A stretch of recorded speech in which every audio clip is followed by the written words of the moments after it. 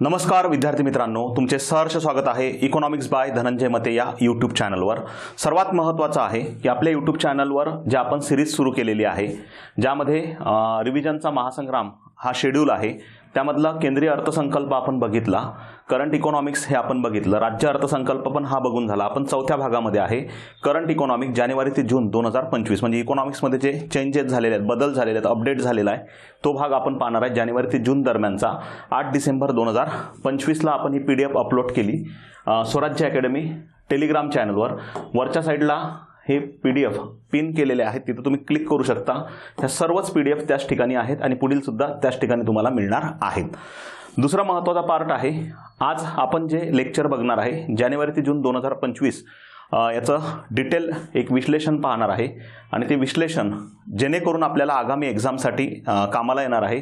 मुळात हे 8 तारखेलाच PDF upload केली, परंतु एक्झाम थोडा शेड्यूल समोर गेल्यामुळे या शेड्यूलमध्ये थोडे आपण व्हिडिओ लेट अपलोड करत आहोत। त्याचं कारण आहे की तुम्हाला एक्स्ट्रा वेळेवर त्याच्या भरपूर रिव्हिजन चांगली मिळाली पाहिजे। यामध्ये 6 आपण टार्गेट केलेले घटक आहेत। या व्यतिरिक्त अजून जे गरज पडेल, माझ्या डोक्यात अजून 2-3 आहेत, ते पण आपण इथं ॲड करण्याचा 100% प्रयत्न करणार आहे, जेणेकरून तुमची रिव्हिजन एकदम तगडी झाली पाहिजे। ओके, तर पहा, पहिलाच प्रश्न, मे 2025 मध्ये खालीलपैकी कोणता देश NDBचा, एक मिनिट, खालीलपैकी कोणता सदस्य देश NDBचा न्यू डेव्हलपमेंट बँक याची स्थापना जी आहे, स्थापना ब्रिक्स कंट्रीजने केलेली आहे 2014 मध्ये, परंतु जर कार्य सुरू जे झालेलं आहे केव्हापासून झालेलं आहे, 2015 पासून झालेलं आहे। विशेष करून जे ब्रिक्स देश आहेत आणि नव्याने जे समाविष्ट देश आहेत, डेव्हलपमेंट बँकेचं उद्दिष्ट हे बऱ्यापैकी पायाभूत सुविधांकरता आणि विकासाकरिता लॉंग टर्म लोन देणे हे तिचं काम आहे। बँकेचा 9वा सदस्य देश म्हणून हा महत्त्वाचा पॉईंट आहे। काही ठिकाणी इथं 11वं दिसते, पण अपडेटेड जे बऱ्यापैकी सोर्स आहेत करंटचे, यामधले आपल्या गुगलवरील, ज्यामध्ये वेगवेगळे सोर्स आहेत नॅशनल लेवलचे, त्यामध्ये 9वा सदस्य दिलेला आहे, त्यामुळे बऱ्यापैकी 9वा सदस्य मी टार्गेट केलेला आहे इथं। तर 9वा सदस्य म्हणून खालीलपैकी कोणत्या देशाला अधिकृत मान्यता मिळालेली आहे, तर तो आहे 9वा सदस्य देश म्हणून अल्जेरिया याला मान्यता मिळालेली आहे। तर स्थापना जेव्हा झाली तेव्हा 5 देश याचे अधिकृत देश होते, ज्या ब्रिक्स कंट्री आहेत, Brazil, Russia, India, China, south Africa, हे स्थापनेवेळी अधिकृत किंवा मूळ देश मानले जातात NDBचे। NDBचं मुख्यालय जे आहे ते शांघाय, चीन या ठिकाणी आहे आणि सध्या करंटमध्ये अध्यक्षा डिलिमा रोसेफ ह्या आहेत। ओके, तर हा एक महत्त्वाचा पॉईंट बघा।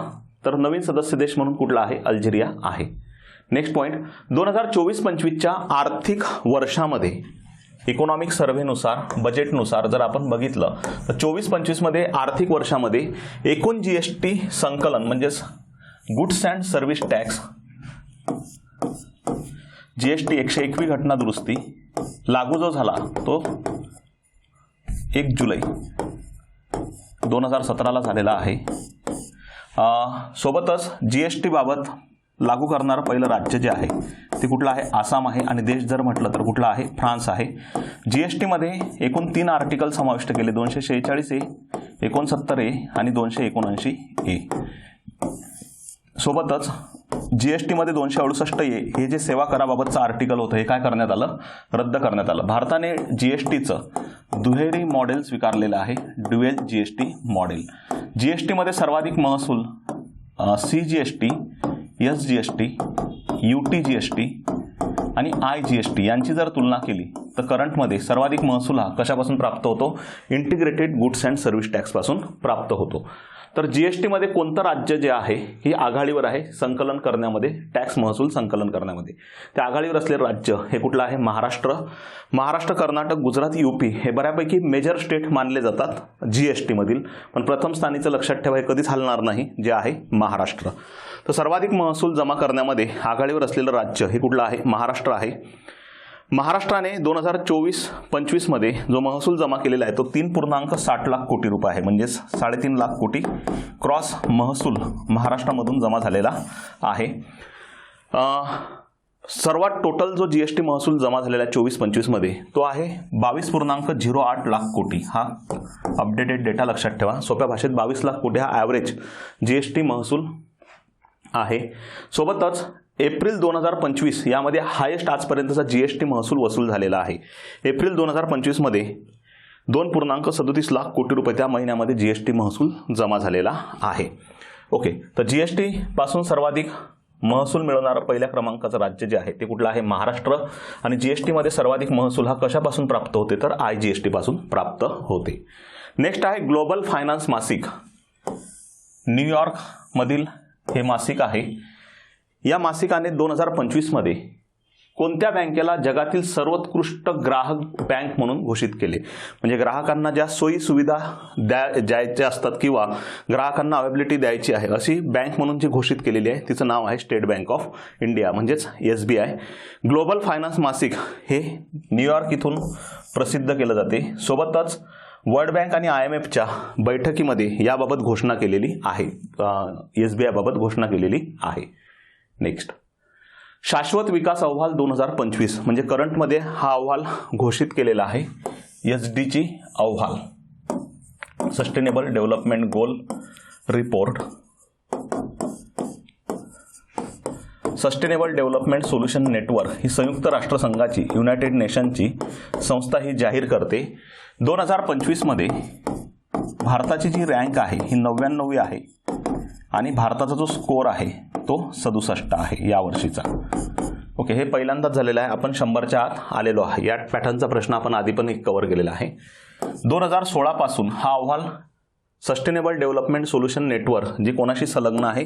युनोशी संलग्न आहे. 17 SDGच्या आधारे हे तयार केले जाते. शाश्वत विकास उद्दिष्ट साध्य करायच्या दिशेचा मागोवा घेण्यासाठी हा निर्देशांक आहे. भारताचा क्रमांक या अहवालामध्ये 99 आहे. प्रथमच आपण 100च्या आत आलेलो आहे. 99वा क्रमांक आणि आपली रँक जी आहे गुण जे आहेत हे किती आहेत? टोटल 67 आहेत. पहिल्या क्रमांकावर असलेला देश हा कुठला आहे? फिनलँड आहे. फिनलँड, स्वीडन, नॉर्वे हे प्रथम स्थानी बऱ्यापैकी शाश्वत विकास अहवालानुसार प्रथम स्थानी राहणारे देश आहेत. तर वरीलपैकी हे सर्व बरोबर आहे. पर्याय क्रमांक किती येणार आहे? 4. भारताचे रँक जी आहे ही 99 आहे 167 देशांच्या यादीत. पहिल्यांदाच आपण 100च्या आत आलेलो आहे. फिनलँड, स्वीडन आणि डेन्मार्क, नॉर्वे हे देश बऱ्यापैकी सुरुवातीचे देश मानले जातात. त्यामधलं फिनलँड आणि स्वीडन लक्षात ठेवा. 2022ला आपली रँक होती 121, 23ला 112 होती आणि 24ला किती आहे? 109 आहे. Okay, global gender gap report 2025 करंटमधला ग्लोबल जेंडर गॅप रिपोर्ट 2025 जून 2025 मध्ये वर्ल्ड डेव्हलपमेंट बँकेने हा जाहीर केला आहे. हे चुकीचं आहे. वर्ल्ड इकॉनॉमिक फोरम ही संस्था हा निर्देशांक जाहीर करते. भारताचा क्रमांक 131वा आहे. स्टेटमेंट बरोबर आहे. या निर्देशांक काढताना एकूण आयाम 4 विचारात घेतले जातात. किती आयाम आहेत? टोटल 4. त्यामध्ये आहे आर्थिक क्षेत्रातील स्त्रियांचा सहभाग म्हणजे इकॉनॉमीमध्ये वेगवेगळ्या जेवढे संस्था आहेत, इन्स्टिट्यूट आहेत त्यामध्ये पुरुषांच्या तुलनेत स्त्रियांचा असलेला सहभाग, शैक्षणिक पात्रता, राजकीय सशक्तीकरण आणि शेवटचा आहे आरोग्य आणि जीवन रक्षण, त्याला म्हणतात हेल्थ आणि सर्वायवल. असे टोटल किती आहेत? 4 आहेत. तर 4 आयामच्या आधारे हा काढला जातो. तर ब आणि क योग्य आहे. पहिलं का चुकीचं आहे? तर कारण की हे वर्ल्ड इकॉनॉमिक फोरम ही संस्था जाहीर करते. 2024 मध्ये भारताची रँक किती होती? 129 होती आणि आता किती आहे? 131 आहे. ओके, 12 जून 2025ला ही कितवी आवृत्ती जाहीर केलेली आहे? ही 19वी आवृत्ती जाहीर केली जी 2025ची आहे. त्यानुसार आपली रँक आहे 131. पहिल्या स्थानी आहे आइसलँड, फिनलँड आणि नॉर्वे. अहवाल आणि भारताच्या ज्या रँकिंग आहेत जोड्या लावा. याबाबत अयोग्य पर्याय ओळखा. हे सर्व 2025 बाबत विशेष आहेत. तर यामधलं 2025 बाबत बघा. जागतिक शांतता निर्देशांक कितवी रँक आहे? 115वी. बरोबर आहे. शाश्वत विकास निर्देशांक यानुसार 99 आहे. HDI 130 आहे. वर्ल्ड प्रेस फ्रीडम इंडेक्स जो आहे यामध्ये 151 आहे. World happiness report 118. जागतिक भ्रष्टाचार निर्देशांक 96. वरीलपैकी सर्व योग्य आहेत. नेक्स्ट, RBIच्या सरकारी कर्ज रोख्यांच्या बदल्यात व्यावसायिक बँकांना जो अल्पकालीन निधी दिला जातो त्याला रेपो म्हणतात. सोप्या भाषेत RBI कडून बँका काय घेतात, कर्ज घेतात, त्या कर्जावरील व्याजदर हे कर्ज 24 तासासाठी असेल, म्हणजेच याला काय म्हणतात, ओव्हरनाईट कर्ज म्हणतात किंवा अल्पकालीन कर्ज म्हणतात. RBI कडून व्यापारी बँकेने घेतलेलं जे कर्ज आहे, अल्पकालीन कर्ज आहे, 24 ताससाठी आहे, त्यालाच व्याजदरालाच काय म्हटलेलं आहे, रिपर्चेस ऑब्लिगेशन, म्हणजेच त्याला म्हणतात रेपो दर.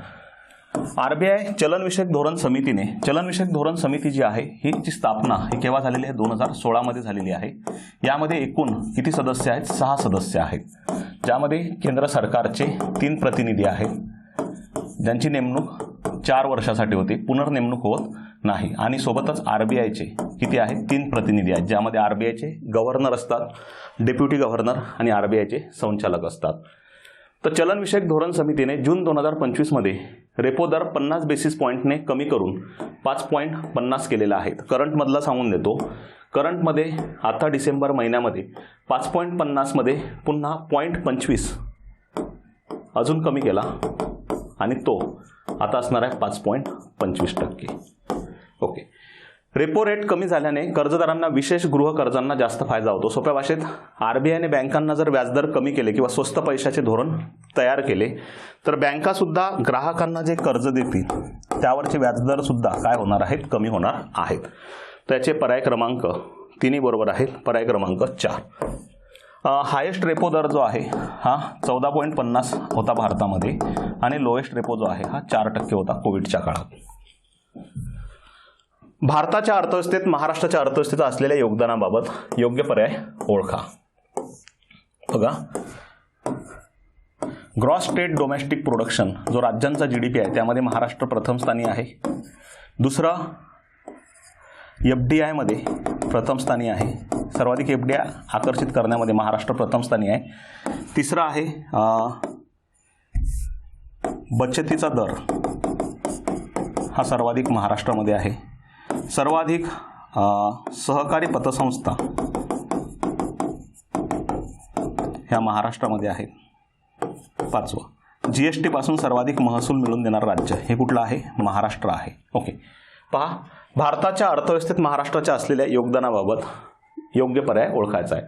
2025 मध्ये FDI गुंतवणूक जी आहे 39.2%, जवळपास 40% आसपास. म्हणजे देशात जर 100 रुपयाची FDI गुंतवणूक आली त्यातली जवळपास 40% ही महाराष्ट्रामध्ये येते. त्यानुसार महाराष्ट्र अव्वल स्थानावर आहे.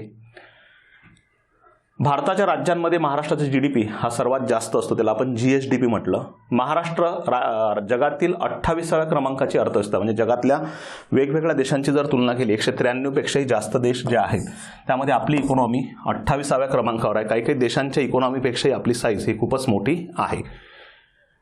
1 ट्रिलियन पर्यंत आपल्याला $1 ट्रिलियन एवढी आपली इकॉनॉमी करायची, आपली 2030 पर्यंत टार्गेट केलेलं आहे.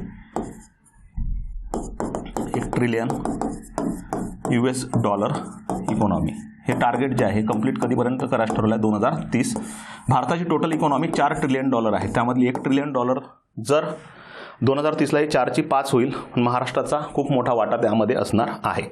गुजरात नंतर दुसऱ्या क्रमांकाचे निर्यातदार राज्य म्हणून पुढे आले आहे. नीती आयोगाचा निर्यात सज्जता निर्देशांक आहे, त्यानुसार सर्वाधिक निर्यात करण्यामध्ये महाराष्ट्र हे कितव्या क्रमांकावर आहे, दुसऱ्या, आणि गुजरात हे पहिल्या आहे.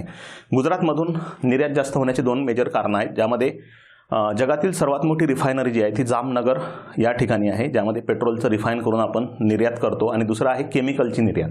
त्यामुळे गुजरात हे प्रथम स्थानी राहते. वरीलपैकी सर्व पर्याय क्रमांक 4. ओके. मॉर्गन स्टॅनली हे जी इन्स्टिट्यूट आहे किंवा संस्था आहे, बऱ्यापैकी इन्व्हेस्टमेंटबाबत काम करणारी मोठी संस्था आहे जगातली. यांच्या अहवालानुसार 2030 पर्यंत भारताची इकॉनॉमी $1 ट्रिलियन पर्यंत जाऊ शकेल हे सुद्धा सांगितलं आहे. आणि यांनीच बऱ्यापैकी कितव्या क्रमांकाची इकॉनॉमी, महाराष्ट्र ही जगातील कितव्या क्रमांकाची, तर 28व्या क्रमांकाची अर्थव्यवस्था आहे. भारतातील पहिल्या क्रमांकाची अर्थव्यवस्था. नेक्स्ट, कोणता देश UPI वर आधारित unified payment interface. Okay. UPI याची सुरुवात जी आहे ही केव्हापासून झालेली आहे, 2016 पासून झालेली आहे, आणि national payment corporation of India यांनी सुरुवात केलेली आहे. तर आफ्रिकन जो देश आहे ज्यांनी याची सुरुवात केलेली आहे तो सध्या करंटमध्ये आहे नामिबिया, ज्यांनी UPI सेवा पहिल्यांदा आफ्रिकन देशांमध्ये स्वीकारलेली आहे. पर्याय क्रमांक किती येणार आहे 2. नामिबिया या ठिकाणी आता UPI सेवा सिस्टीम सुरू होणार आहे किंवा स्वीकारल्या जाणार आहे. एप्रिल 2024 मध्ये त्यांनी ही प्रणाली स्वीकारलेली आहे. स्पेस इकॉनॉमी जे आहे यासाठी स्पेस इंडस्ट्रियल पॉलिसी किंवा अंतराळ औद्योगिक धोरण एप्रिल 2025 मध्ये कोणत्या राज्याने हे तयार केलेलं आहे. बऱ्यापैकी स्पेस जर म्हटलं तर साऊथमध्येच मोठ्या प्रमाणात आहे. त्यामधलं एक ऑप्शन तसंच उडते उत्तराखंड. तर तामिळनाडू हे जे आहे या ठिकाणी स्पेस संदर्भातील पहिलं अंतराळ औद्योगिक धोरण हे जाहीर केलेलं आहे. तर महत्त्वाचा पॉईंट लक्षात ठेवा, कुठलं राज्य आहे ते तामिळनाडू आहे. तर भारताची स्पेस इकॉनॉमीची जी साईज आहे किंवा ती सुद्धा एक अंतराळ अर्थव्यवस्था, त्या माध्यमातून आपण वेगवेगळ्या देशांचे अंतराळासंदर्भात जे वेगवेगळे उपकरणं आहेत आपण पाठवतो, त्या आधारावर $8.4 बिलियन एवढी ती इकॉनॉमी सध्या करंटमध्ये आहे. हा करंटचा डेटा आहे, $8.4 बिलियन. नेक्स्ट, सेबीचे नवनियुक्त जे अध्यक्ष आहेत तुहिनकांत पांडे हे सेबीचे अध्यक्ष म्हणून फेब्रुवारी 2025 मध्ये नियुक्त झालेले आहेत. स्टेटमेंट बरोबर आहे. त्यांच्या आधी माधवीपुरी बुच ह्या सेबीच्या अध्यक्ष होत्या. Security exchange board of India ही स्थापना जी आहे केव्हा झाली, 88ला झाली, पटेल समिती शिफारशींच्या आधारे. आणि 92ला वैधानिक दर्जा जो दिला तो 91ची जी समिती आहे M नरसिंहम समिती 1 यांच्या शिफारशींच्या आधारे सेबीला काय दिलेला आहे, वैधानिक दर्जा दिलेला आहे. कधी दिलेला आहे, 1992ला. परंतु मुख्यालय जे आहे सेबीचं हे दिल्लीला नाही तर कुठं आहे, मुंबईला आहे. तर पर्याय क्रमांक ब हे स्टेटमेंट चूक. पहिलं बरोबर आहे आणि क बरोबर आहे. अ आणि क पर्याय क्रमांक 3. नेक्स्ट, 12 एप्रिल 1988 साली पटेल समिती शिफारशींच्या आधारे सेबी स्थापन झाली. त्यानंतर 92ला M नरसिंहम यांनी सांगितलं की याबाबत कायदा केला पाहिजे आणि 92मध्ये तिला वैधानिक दर्जा दिला. मुख्यालय मुंबईला आहे. तिचे प्रादेशिक कार्यालय लक्षात ठेवा, नवी दिल्ली, कोलकाता, चेन्नई आणि अहमदाबाद इथे आहे. तुहिनकांत पांडे हे 11वे सेबीचे अध्यक्ष आहेत. तुहिनकांत पांडे कितवे अध्यक्ष आहेत, 11वे अध्यक्ष आहेत. पहिले अध्यक्ष जे होते ते S.A. दवे हे होते. पहिला पॉईंट लक्षात ठेवा, सेबीचे पहिले अध्यक्ष S.A. दवे होते. तसेच महिला म्हणून ज्या आहेत, पहिल्या महिला ह्या कोण आहेत, माधवीपुरी बुच. तशा सेबीच्या त्या 10व्या आहेत, परंतु महिला म्हणून पहिल्या आहेत. 12वा प्रश्न बघा, अयोग्य विधान ओळखा. केंद्रीय अर्थसचिव संजय मल्होत्रा यांची भारतीय रिझर्व्ह बँकेच्या गव्हर्नरपदी नियुक्ती करण्यात आली. म्हणजे RBIच्या गव्हर्नरपदी ते 26वे गव्हर्नर म्हणून नियुक्त झालेले आहेत. ते शक्तिकांत दास यांच्या जागी आलेले आहेत. शक्तिकांत दास जे आहेत हे RBIचे कितवे गव्हर्नर होते, 25वे. RBIचे सर्वाधिक काळ राहिलेले गव्हर्नर जे आहेत ते कोण आहेत, बेनेगल रामाराव आहेत. सर्वाधिक काळ. ओके. आणि सर्वात कमी काळ 20 दिवस फक्त अमिताभ घोष हे RBIचे गव्हर्नर म्हणून राहिलेले आहेत. अमिताभ घोष. RBIच्या गव्हर्नरची जी नेमणूक आहे ही केंद्र सरकार करते. ही 3 वर्षासाठी नेमणूक केली जाते, प्लस त्यामध्ये 2 वर्षांनी वाढ करता येते. ते RBIचे कितवे गव्हर्नर आहेत, 26वे गव्हर्नर आहेत. तर त्यांची नेमणूक किती वर्षासाठी झालेली आहे, 3 मध्ये प्लस 2 वर्षांनी काय करता येते, वाढ करता येते. पर्याय क्रमांक किती आहे, 3. दोन्ही बरोबर आहेत. या व्यतिरिक्त RBI ॲक्ट 34चा आहे. स्थापना जी आहे ही 1 एप्रिल 1935ची आहे आणि RBIचे 1 जानेवारी 1949ला काय केलेले आहे, राष्ट्रीयकरण केलेले आहे. RBIचं राष्ट्रीयकरण जे आहे हे केव्हा झालेलं आहे, 1 जानेवारी 1949ला. नेक्स्ट आहे वर्ल्ड इकॉनॉमिक फोरम यांची बैठक बऱ्यापैकी दावोस याच ठिकाणी पार पडते. तर भारतीय शिष्टमंडळाचं नेतृत्व कोणी केलेलं आहे, तर अश्विनी वैष्णव यांनी केलेलं आहे. पर्याय क्रमांक किती येणार, 4. केंद्र सरकारने केंद्रीय कर्मचाऱ्यांसाठी मंजूर केलेली युनिफाईड पेन्शन स्कीम, एकीकृत पेन्शन योजना ही केव्हापासून, कोणत्या तारखेपासून अंमलबजावणी होणार आहे, तर ती आहे 1 एप्रिल 2025. ओके. कधीपासून होणार आहे, 1 एप्रिल 2025. हे लागू करणारं पहिलं राज्य जे आहे, पहिले राज्य हे महाराष्ट्र आहे. UPS लागू करणारं पहिलं राज्य हे कुठलं आहे, महाराष्ट्र आहे. अलीकडेच बेंगलोर सिटी ऑफ युनिव्हर्सिटीने बेंगलोर सिटी ऑफ युनिव्हर्सिटीने बेंगलोर किंवा कर्नाटकबाबत IT सिटी आहे बेंगलोर.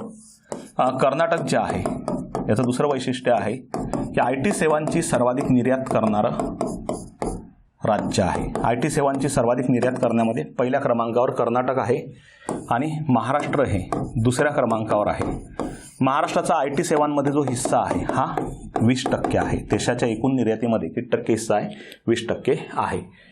तर बेंगलोर सिटी ऑफ युनिव्हर्सिटी कोणाच्या नावावर करण्यात आलेली आहे? तर हे नाव आहे डॉक्टर मनमोहन सिंग. पर्याय क्रमांक किती येणार आहे? 3.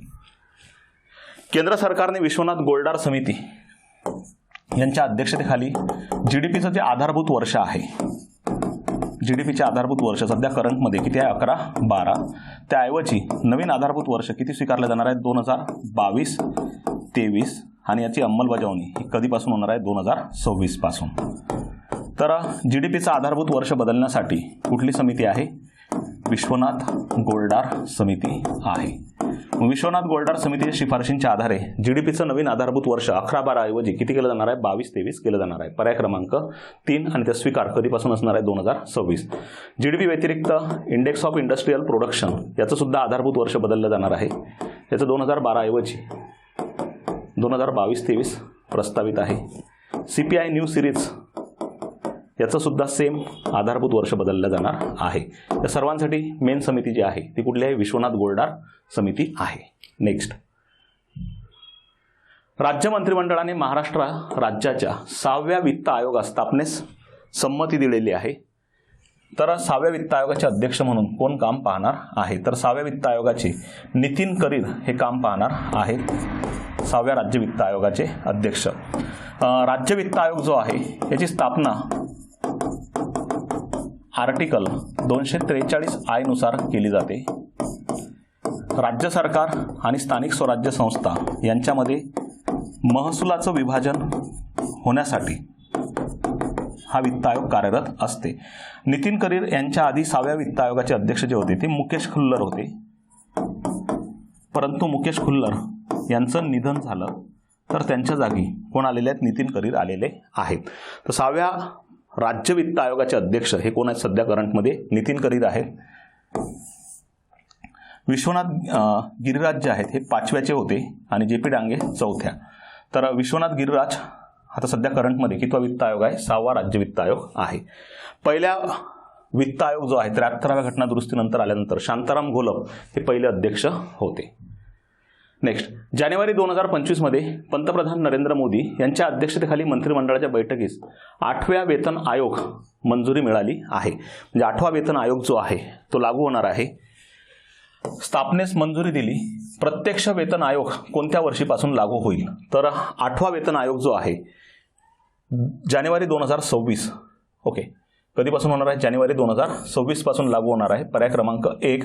आजची न्यूज आहे हा थोडा लांबणीवर टाकण्याची शक्यता आहे, म्हणजेच 27-28 किंवा समोर लागू होईल. नवीन इयर तर समोर नाही आलेलं, पण करंटमध्ये हाच पॉईंट होता 2026 पर्यंत. आज मी जेव्हा लेक्चर रेकॉर्ड करत आहे तेव्हाची न्यूज चर्चेत आहे 10 तारखेची. तर बऱ्यापैकी या ऐवजी नेक्स्ट समोर त्यांनी ढकललेलं आहे. वेतन आयोग काम काय करते? वेतन आयोग जे काम करते, आधीचं समजा जे बेसिक आहे त्या बेसिकवर सर्व भत्ते डिपेंड असतात. ओके, हे बेसिक जे आहे त्याचं फिटमेंट जे आहे यामध्ये बदल करते.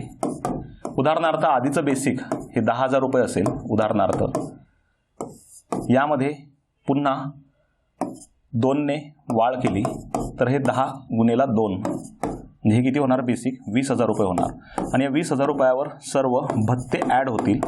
भत्ते ॲड झाल्यानंतर जी सॅलरी मिळेल ती असणार आहे ग्रॉस, आणि ग्रॉसमधून काही तुमचे PF आणि कटोत्या गेल्यानंतर जी सॅलरी तुमच्या हातात राहणार ती राहणार आहे नेट.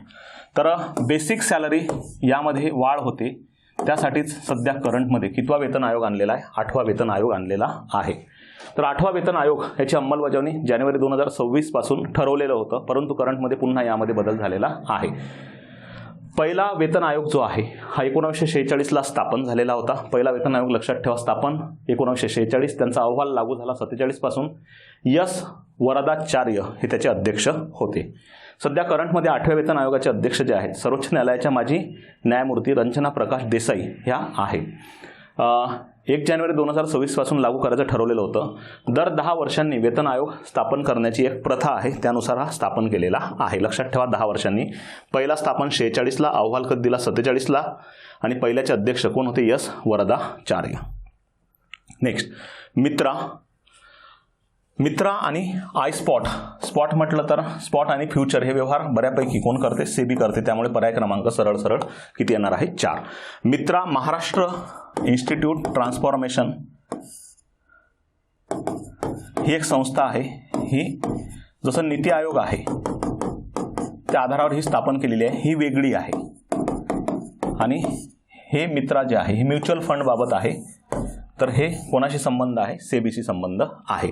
मित्रा एक संस्था जी स्थापन केलेली आहे महाराष्ट्र इन्स्टिट्यूशन फॉर ट्रान्सफॉर्मेशन. ती नीती आयोगासारखी महाराष्ट्रामध्ये ध्येय धोरणे ठरवावी सरकारची आणि व्हिजन डॉक्युमेंट तयार करावे यासाठी ती मित्रा आहे. आणि ही जे मित्रा आहे 2025 मध्ये आणलेला आहे. आणि हे कशाबाबत आहे? तर म्युच्युअल फंड बाबत आहे. पर्याय क्रमांक किती येणार? 4. मित्रा त्याचा फुल फॉर्म बघा, mutual fund investment tracing and retrieval assistant. तर हे जे मित्र आहे बऱ्यापैकी म्युच्युअल फंड संदर्भात कार्यरत आहे. जे गुंतवणूकदारांसंदर्भातील निष्क्रिय खाते किंवा जे खाते फक्त अकाउंट ओपन केलं चालत नाहीत त्याबाबत रिकव्हरी करणे, त्याचं ट्रेसिंग करणे याबाबत काम करते. आय स्पॉट जे आहे integrated SEBI portal for orders and trailing. तर हे पोर्टल जे आहे हे फक्त सेबीचं इंटरनल कार्यांसाठी आणलेलं आहे. हे पोर्टल प्रामुख्याने सेबीच्या अंतर्गत प्रक्रियांसाठी आहे आणि कायदेशीर प्रकरणांचा मागोवा घेण्यासाठी हे वापरलं जाते. तांत्रिक अडचणी किंवा सामान्य गुंतवणूकदारांच्या सहाय्यासाठी हे नाही. म्हणजे सोप्या भाषेत सेबीचं इंटरनल प्रक्रिया सुलभ व्हावी, सोपी राहावी यासाठी हे आहे. आणि मित्रा जे आहे जे इन्व्हेस्टमेंट केलेले खाते असतील, जे वेळेवर चालत नसतील किंवा बंद असतील अशा खात्यांचं ट्रेसिंग आणि रिकव्हरीसाठी हे कार्यरत आहे. ओके, हा सोपा आहे. वन परिसंस्थेला ग्रीन जीडीपीशी जोडणारं राज्य हे आपण मागच्या लेक्चरमध्ये घेतलं ते छत्तीसगड आहे. नेक्स्ट, कोणती संस्था ग्रामीण भागातील वित्तीय कर्ज भागवणारी शिखर संस्था आहे? तर ती आहे नाबार्ड. नाबार्डची स्थापना जी आहे, नाबार्ड ॲक्ट जो आहे हा 1981चा आहे. स्थापना जी आहे ही 12 जुलै 1982ला झाली आणि समिती जी होती ती आहे बी शिवरामन समिती आहे. SBI स्थापना 1 जुलै 1955ला झालेली आहे. मुख्यालय मुंबईला आहे. या दोघींचंही मुख्यालय मुंबईला आहे. अग्रणी बँक योजना ही 1969ची आहे. धनंजय गाडगीळ समिती, जिल्हा दत्तक घेणे. ग्रामीण भारत महोत्सव हा नाबार्ड मार्फत 2025ला आयोजित केला होता नवी दिल्ली येथे. लक्षात ठेवा, ग्रामीण भारत महोत्सव हा खालीलपैकी कोणत्या संस्थेने आयोजित केलेला आहे? तर हा नाबार्ड यांनी आयोजित केलेला होता नवी दिल्ली या ठिकाणी. हे बघितलं. नेक्स्ट, जून 2025 मध्ये कृषी क्षेत्रामध्ये AI धोरण आणणारं पहिलं राज्य कुठलं आहे? तर ते महाराष्ट्र आहे. ओके, AIचा वापर ॲग्रिकल्चरमध्ये करणारं किंवा ॲग्रिकल्चरबाबत धोरण तयार करणारं राज्य कुठलं आहे? महाराष्ट्र आहे. महाराष्ट्राने महाॲग्री AI हे धोरणसुद्धा जाहीर केलेलं आहे. महाॲग्री AI 2025-29. लक्षात ठेवा, महाॲग्री AI हे धोरण कालावधी 2025 ते 29साठी आहे. सोबतच पहिलं राज्य आहे ज्या आधारे बऱ्यापैकी कृषी क्षेत्रामध्ये चालना दिली जाणार उत्पादन आणि उत्पन्न प्रक्रियेला. आणि पहिला प्रयोग जो आहे तो ऊसाच्या शेतीवर केला जाणार आहे. कुठल्या शेतीसाठी आहे? पहिला प्रयोग ऊसाच्या शेतीसाठी आहे. आणि बऱ्यापैकी 3 लोकांच्या आधारावर ॲग्रीमेंट केलेले आहेत, ज्यामध्ये साखर कारखाने आहेत, महाराष्ट्र राज्य ज्या सहकारी बँका आहेत आणि AI संबंधित काही कंपन्या असतील. या तिघांच्या ट्रिनिटीवर आधारित असलेला हा पहिलं धोरण आहे असं आपण म्हणू शकतो.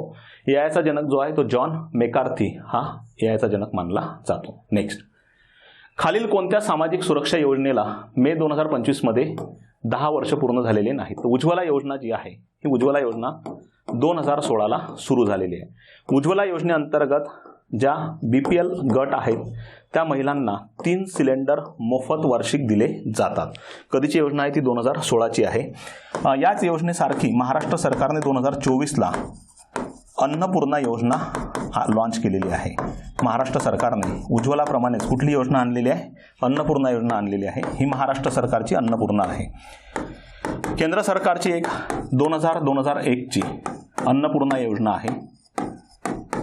अन्नपूर्णा योजना. तर ही अन्नपूर्णा योजना जी आहे 2000-2001ची ही आहे 65च्या वरील जे नागरिक आहेत ज्यांना कोणतेही पेन्शन मिळत नाही, सामाजिक नाही आणि कुठलेच नाहीत, अशा नागरिकांना किंवा वृद्ध लोकांना 10 किलोपर्यंत मोफत धान्य देणे हे यामध्ये सांगितलेलं आहे. तर पहिल्या 3 योजना ज्या आहेत, प्रधानमंत्री सुरक्षा विमा योजना, प्रधानमंत्री जीवन ज्योती विमा योजना आणि अटल पेन्शन योजना, ह्या मे 2015ला सुरू झालेल्या आहेत. मे 2015ला. नेक्स्ट, प्रधानमंत्री कौशल्य विकास योजनेला 2025 मध्ये किती वर्ष कंप्लीट झालेले आहेत? 10 वर्ष कंप्लीट झालेले आहेत.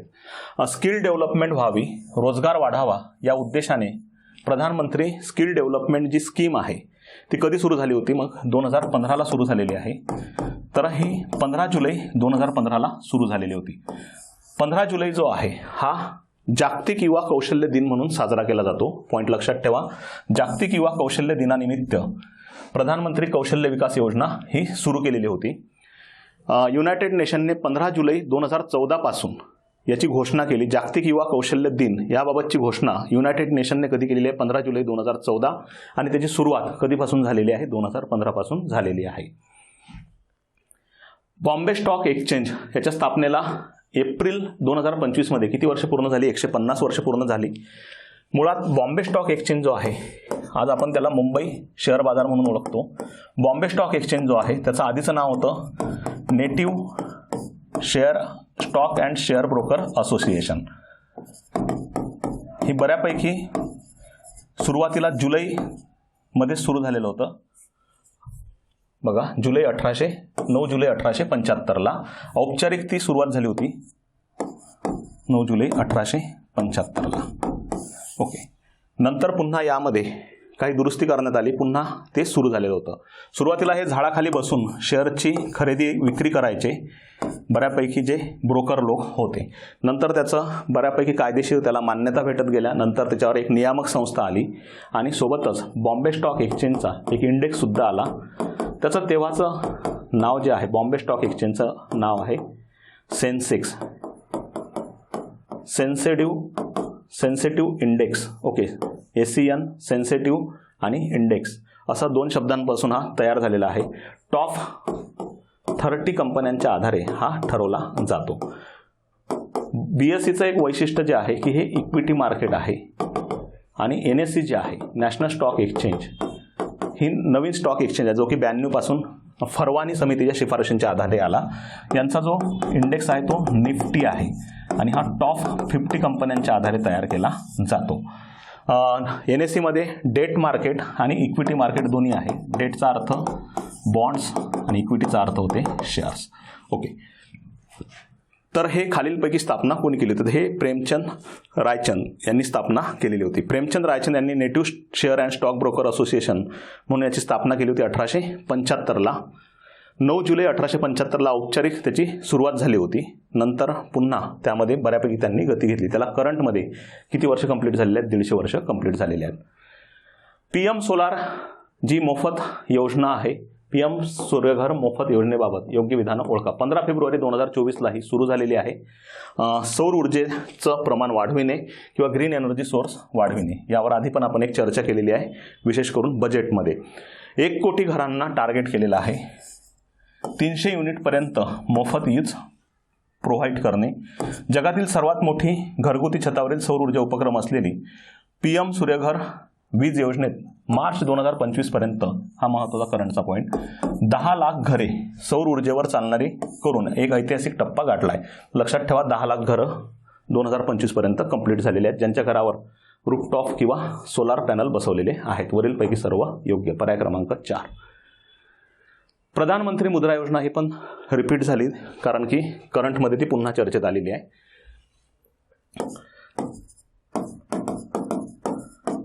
Micro units development refinance agency 8 एप्रिल 2015ला मुद्राची सुरुवात झाली. ज्या छोट्या छोट्या उद्योगांना, सूक्ष्म उपक्रमांना कर्ज मिळत नाही त्यांना लघु व्यावसायिकांना, उपक्रमांना कर्ज उपलब्ध करून देणे. 8 एप्रिल 2025ला हिला 10 वर्ष कंप्लीट झाली. 8 एप्रिल 2015ला तिची सुरुवात झालेली आहे. या योजनेमध्ये आतापर्यंत 68% कर्ज हे महिला लाभार्थ्यांच्या नावावर घेतलेले आहेत. हा पॉईंट करंटमधला आहे 2025चा. जास्तीत जास्त यामध्ये 20 लाख रुपयापर्यंत आर्थिक सहाय्य दिलं जाते, ज्यामध्ये 3 गट आहेत. शिशु गट आहे, किशोर गट आहे आणि तरुण गट आहे. तरुण गटाचं कर्ज आधी 10 लाखापर्यंत मर्यादा होती. 2024-25च्या बजेटमध्ये ही मर्यादा किती लाख करण्यात आली? 20 लाख करण्यात आलेली आहे. पर्याय क्रमांक किती येणार? 4. नेक्स्ट, 1 एप्रिल 2025 पासून MSME जे आहेत, micro small medium enterprises, MSME बाबत आपण 2006ला एक कायदा आणलेला आहे. तो कायदा आपण 2020ला दुरुस्त केला. पुन्हा त्या कायद्यामध्ये दुरुस्ती न करता 25मध्ये आपण त्यांचे क्रायटेरिया जे आहेत ते वाढविण्यात आले आहेत. मायक्रो स्मॉल मीडियम गुंतवणूक वर्गीकरणात बदल करण्यात आला असून किती कोटी रुपयांची गुंतवणूक असलेले उद्योग आता मध्यम उद्योग म्हणून वर्गीकृत केले जातील. तर आता यामध्ये 3 क्रायटेरिया मी इथं लिहून ठेवलेले आहेत. बघा, 2025-26च्या बजेटमध्ये जे बदल झाले कोटीनुसार, मायक्रो, स्मॉल आणि मीडियम, सूक्ष्म, लघु आणि मध्यम, ज्यांची गुंतवणूक मर्यादा 2.5 कोटीपर्यंत आहे आणि उलाढाल मर्यादा 10 कोटीपर्यंत आहे, अशा उपक्रमांना सूक्ष्म उपक्रम म्हणून घोषणा केली जाईल. लघु जे आहेत, ज्यांची गुंतवणूक मर्यादा 25 कोटी आणि उलाढाल मर्यादा किती आहे? 100 कोटी, त्यांना लघु.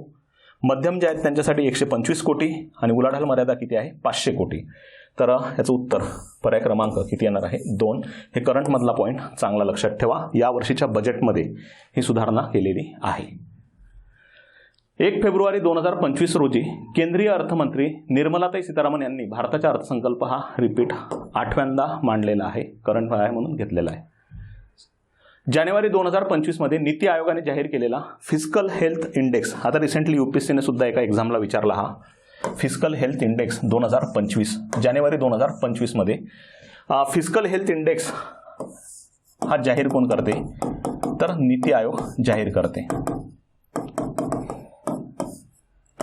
हा निर्देशांक त्या राज्याचे उत्पन्न परिस्थिती कशी आहे, महसुली उत्पन्न, भांडवली उत्पन्न, त्या राज्याची खर्चाची प्रवृत्ती कशी आहे, त्या राज्याची तूट प्रवृत्ती कशी आहे आणि कर्ज घेण्याची प्रवृत्ती कशी आहे, अशा वेगवेगळ्या पॅरामीटरच्या आधारावर हा निर्देशांक तयार केला जातो. यामध्ये सर्वात चांगलं फिस्कल हेल्थ किंवा राजकोषीय जे आरोग्य आहे ते ओडिसाचं चांगलं आहे. ज्यामध्ये पहा, पहिल्या क्रमांकावर ओडिसा आहे. फिस्कल हेल्थ इंडेक्सनुसार 2025 मध्ये ओडिसा यांचे गुण जे आहेत हे 67.8 म्हणजे जवळपास 68 लक्षात ठेवा. छत्तीसगड, त्यानंतर गोवा हे अनुक्रमे 2ऱ्या आणि 3ऱ्यावर आहेत. महाराष्ट्राचे पण गुण इथं लिहून ठेवलेले आहेत, 50.3 आहेत. फिस्कल हेल्थ इंडेक्सनुसार महाराष्ट्राचे गुण किती आहेत? 50.3. हा निर्देशांक कोण जाहीर करते? तर नीती आयोग जाहीर करते. 2025चा कधी जाहीर केलेला? जानेवारी 2025 मध्ये जाहीर केलेला आहे. 31 नंबरचा प्रश्न बघा. 31 नंबरच्या प्रश्नामध्ये 2025 मध्ये ब्रिक्स या जागतिक संघटनेत खालीलपैकी कोणता सदस्य देश समाविष्ट झालेला आहे? 31 जानेवारी 2025ला इंडोनेशिया हा ब्रिक्स या देशांमध्ये नव्याने समाविष्ट झालेला देश आहे. ब्रिक्स या संघटनेची स्थापना जी आहे किंवा संस्थेची स्थापना जी आहे 16 जून 2009 मध्ये झालेली आहे. ज्यामध्ये ब्राझील, रशिया, इंडिया, चायना आणि साऊथ आफ्रिका हे मूळ देश मानले जातात. तर सध्या करंटमध्ये कुठला आलेला आहे? इंडोनेशिया आलेला आहे. नीती आयोगाच्या स्थापनेला करंटमध्ये 10 वर्ष कंप्लीट झाले, त्यामुळे आपण हा प्रश्न कव्हर केलेला आहे. 1 जानेवारी 2015ला नीती आयोगाची स्थापना झाली. नीती आयोगाचं जे काम आहे बऱ्यापैकी गव्हर्नमेंटसाठी थिंक टँक म्हणून काम पाहते आणि व्हिजन डॉक्युमेंट काय करणे, तयार करून देणे हे कार्य नीती आयोगाचं आहे. 1 जानेवारी 2015 ते 2025 मध्ये किती वर्ष कंप्लीट झाले? त्याला 10 वर्ष कंप्लीट झाले. तर नीती आयोग जे आहे national institution for transforming India या नावाने ही कार्यरत आहे. याच्या पदसिद्ध अध्यक्ष जे आहेत हे कोण असतात? पंतप्रधान नरेंद्र मोदी आहेत किंवा पंतप्रधान असतात. पर्याय क्रमांक 1 बरोबर आहे. नीती आयोगाचे उपाध्यक्ष BVR सुब्रमण्यम आहे, हे चुकीचं आहे. नीती आयोगाचे हे CEO आहेत आणि सुमन बेरी जे आहेत ह्या उपाध्यक्ष आहेत, म्हणजे ब आणि ड हे चुकीचं आहे. नीती आयोगाचे पूर्णकालीन सदस्य हे UK सारस्वत आहे, ते स्टेटमेंट बरोबर आहे. तर योग्य पर्याय जो आहे तो आहे अ बरोबर आहे आणि क बरोबर आहे. अ आणि क पाहिजे. इथं चुकीचं जे आहे ब आणि ड अयोग्य आहे. सॉरी, ब आणि ड. पर्याय क्रमांक किती येणार? 2 चुकीचं. नेक्स्ट, मार्च 2025 मध्ये कोणत्या राज्याने 25-26च्या राज्य अर्थसंकल्पात देवनागरी रुपया असलेले चिन्ह वगळलेले आहे? देवनागरी रुपया असलेले चिन्ह जे आहे हे 2 भाषांमधून तयार झाले. मुळात ते देवनागरी नाही, इंग्लिश आणि देवनागरी अशा रुपीचा R याचा भाग घेतला अर्धा आणि रुपयाचा र घेतलेला, यापासून हे चिन्ह तयार केलं होतं 2010ला. D. उदय कुमार यांनी हे चिन्ह फायनल जे आहे तयार केलं होतं आणि फायनलाइज जे आहे उषा थोरात यांच्या अध्यक्षतेखाली समिती होती, त्यांनी ते फायनलाइज केलेलं होतं. साऊथमधलं तामिळनाडू जे आहे या राज्याने हे सध्या या बजेटमध्ये अनाऊन्स केलं की ते चिन्ह आम्ही आता वापरणार नाही. तामिळनाडूमध्ये रुपयाला रुबाई या नावाने ओळखले जाते. न्यू डेव्हलपमेंट बँक या संदर्भात खालील विधाने विचारात घ्या. हे सुरुवातीला सुद्धा आपण पाहिलेलं आहे. यामध्ये बघा, या बँकेची स्थापना 2014ला करण्यात आली व तिचं कार्य सुरू कधी झालं? 2015ला झालं. पहिलं स्टेटमेंट बरोबर आहे. मार्च 2025 मध्ये इंडोनेशिया न्यू डेव्हलपमेंट बँकेचा 11वा सदस्य बनलेला आहे. इथं हा किती पाहिजे? 9वा पाहिजे. दिल्मा रौसेफ ह्या NDBच्या सध्याच्या अध्यक्ष म्हणून कार्यरत आहेत. आणि क हे स्टेटमेंट योग्य आहे. पहिला प्रश्न, 34वा प्रश्न बऱ्यापैकी तुम्हाला फायदा देईल. केंद्र सरकारने मार्च 2025 मध्ये Indian railway catering tourism and corporation, आता ही रेल्वेची उपकंपनी आहे. रेल्वेच्या टोटल 13 उपकंपन्या आहेत. त्यामधली IRCTC एक आहे, जे रेल्वेचे तिकीट बुकिंग, त्यानंतर कॅटरिंग सेवा आणि स्वच्छता सेवेसाठी ही काम करते.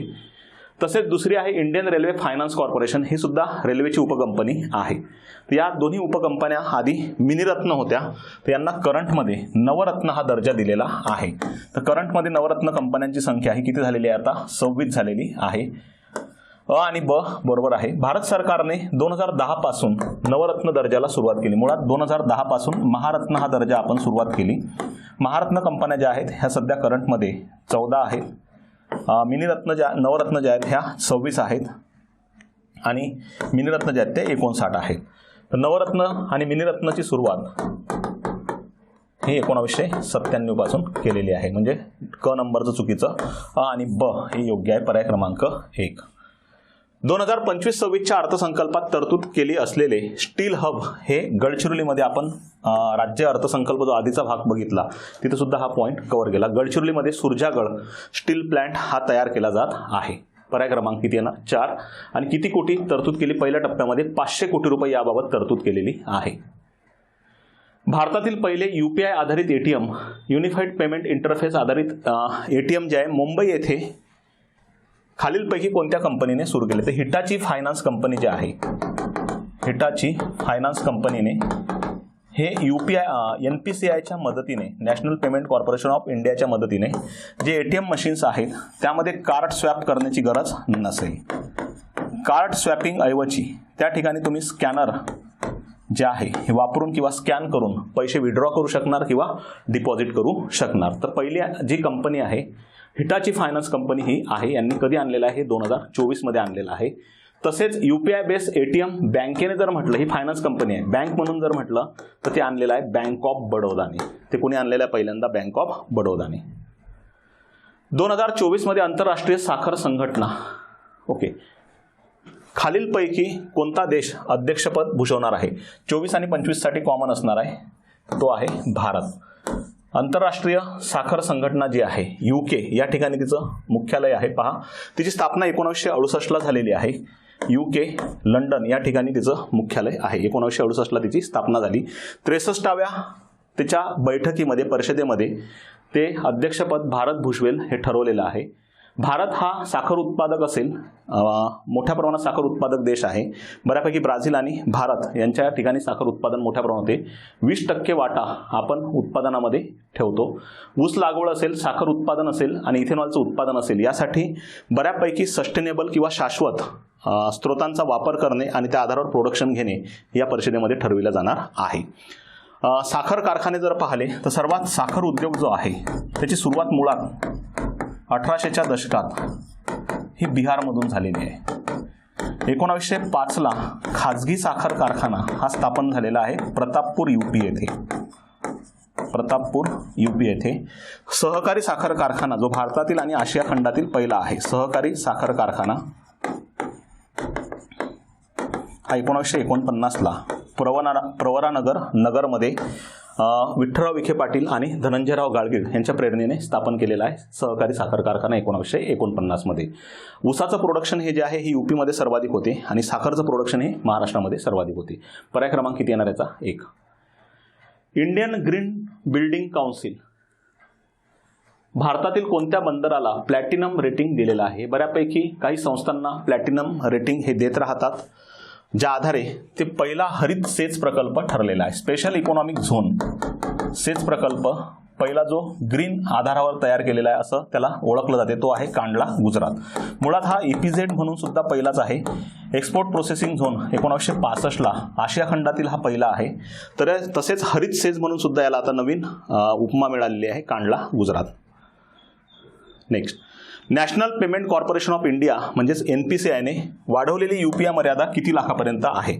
थोडा हा प्रश्न आपण कॅन्सल करू, कारण की याचे ऑप्शन्स वेगवेगळे निघतात. त्यामुळे बघा, मी सर्व प्रॉपर लिहून ठेवले आहेत, त्यानुसार त्याची उत्तरं ठरतील. बघा, पहिलाच पॉईंट, सर्वसामान्य नॉर्मल लोक जे व्यवहार करतात त्यासाठी जी मर्यादा आहे ती 1 लाख रुपये आहे. बँकेनुसार ही कमी जास्त होऊ शकते सर्वसामान्य व्यवहारासाठी. हा पहिला पॉईंट.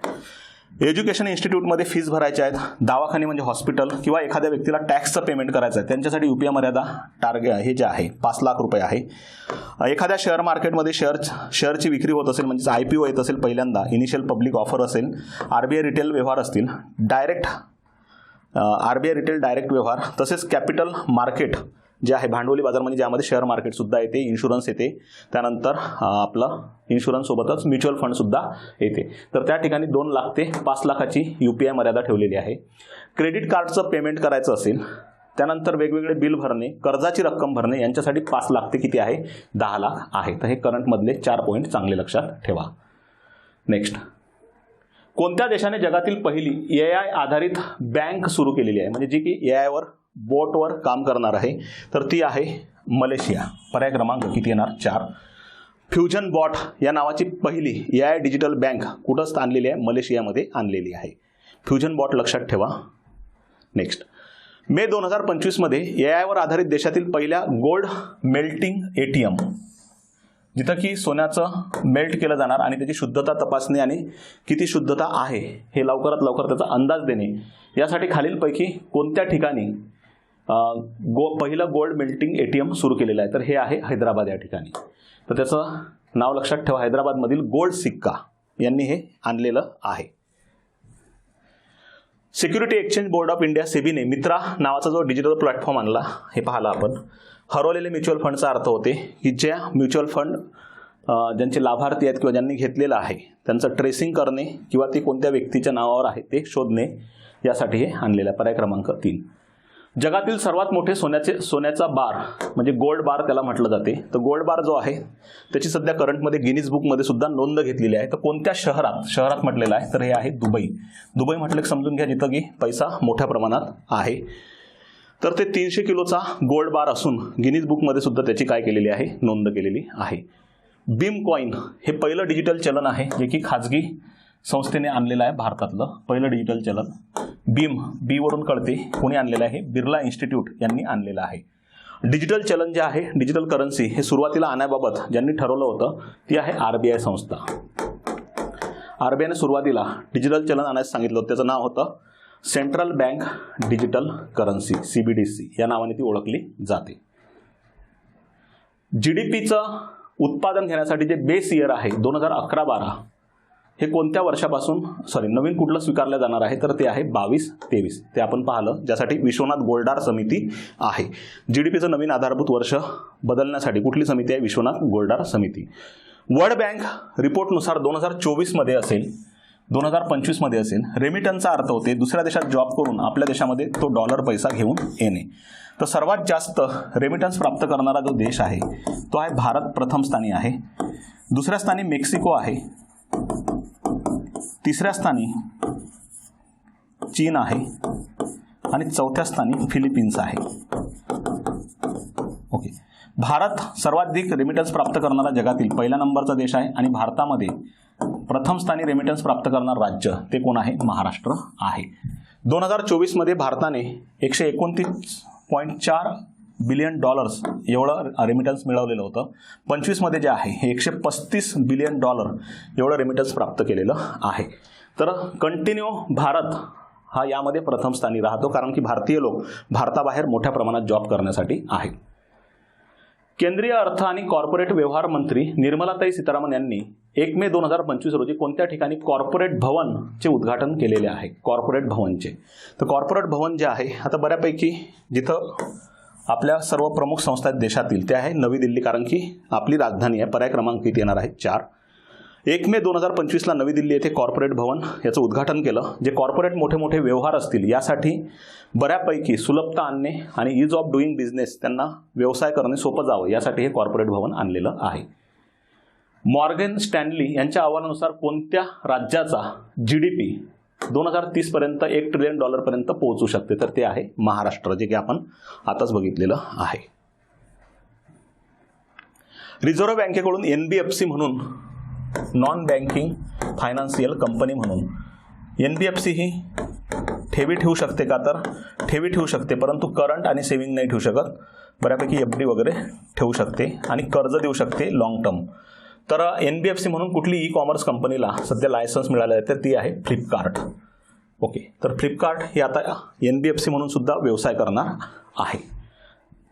तर या भागामध्ये आपण जे आपले महत्त्वाचे सर्व पॉईंट आहेत ते सर्व बघितलेले आहेत. सोबतच आपल्या रिव्हिजनसाठी ज्या बॅचेस आहेत ॲपमध्ये 1 डे रिव्हिजन बॅच 2025 यावर्षीचे टार्गेट्स, बूस्टर सिरीज 3.0 जे की सर्वात जास्त विद्यार्थी प्रिय ठरलेली, बूस्टर टेस्ट 4.0, PYQ विश्लेषण बॅच गट ब गट क आणि राज्यसेवा पूर्व मुख्यच्या बॅचेस, ज्या तुम्हाला 100% आवडतील त्या 100% तुम्ही करा आणि बिनधास्त करा.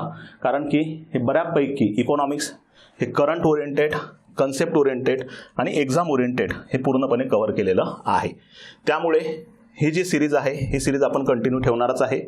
यामध्ये 6 भाग आपण बोललो होतो आणि मी सुरुवातीला बोललो की यामध्ये अजून आपण वाढ करूया, ज्याचा फायदा निश्चित आगामी एक्झामला आपल्याला झाला पाहिजे. दुसरा पॉईंट हा आहे की याच्या PDF प्रॉपर करा आणि प्रॉपर हे लेक्चर्स चांगले करून घ्या. कारण की आपण लेक्चरमध्ये फक्त तेवढा ऑप्शन शोधत नाही, त्याच्या आजूबाजूचे सुद्धा पॉईंट असतात जे की ॲनालिसिससाठी सुद्धा कामाचे आहे. या ठिकाणी थांबूया. Thank you so much.